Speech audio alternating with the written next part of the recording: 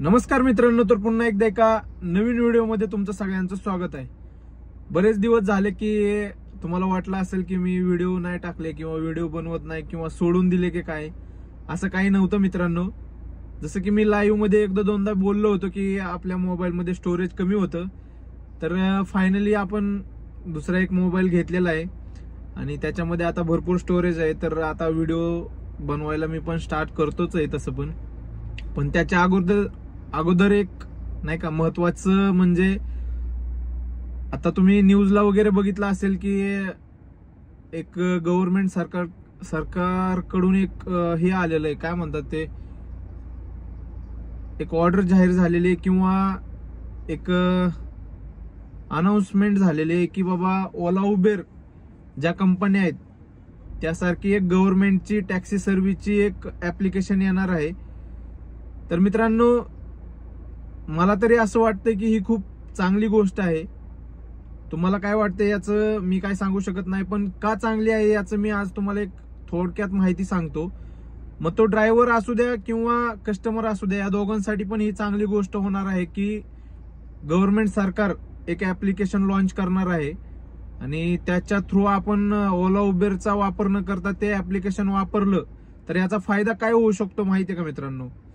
आता तुम्ही नॉर्मली माहिती आहे तुम्हाला, तुम्ही कस्टमर असू द्या किंवा ड्रायव्हर असू द्या, तुम्ही जर त्याच्यावरून बुकिंग वगैरे केली तर सरकारचा टॅक्स म्हणा किंवा जो पण आहे तो कट होतो आणि त्याच्यानंतर जे पण ओला उबेरचं कमिशन आहे हे कट होतो। म्हणजे ओला उबेरचं कमिशन समजा एका बुकिंग मागे जर 100 रुपये असेल तर सरकारचा टॅक्स वगैरे मिळून पकडून 50-60 रुपये जातो, म्हणजे जवळपास 150 रुपये बुकिंग मागे ड्रायव्हरचे कट होतात बरोबर, आणि कस्टमर कडून जवळपास 150 रुपये एक्स्ट्रा घेतले जातात।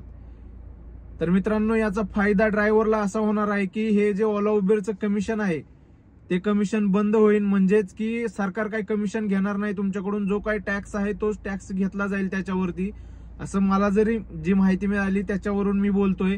आणि कस्टमरचं काय विषय होणार आहे मित्रांनो की जे उबरचं कमिशन म्हणून एक्स्ट्रा 100 रुपये घेतले जायचे तेही कस्टमर कडून बंद होतील, म्हणजे ड्रायव्हरला ड्रायव्हरचे पैसे बरोबर भेटतील आणि कस्टमर कडून पण त्यांच्या किलोमीटर नुसार पैसे घेतले जातील, जेणेकरून कमिशन नावाची गोष्ट जवळपास कट होऊन जाईल असं मला तरी वाटतंय।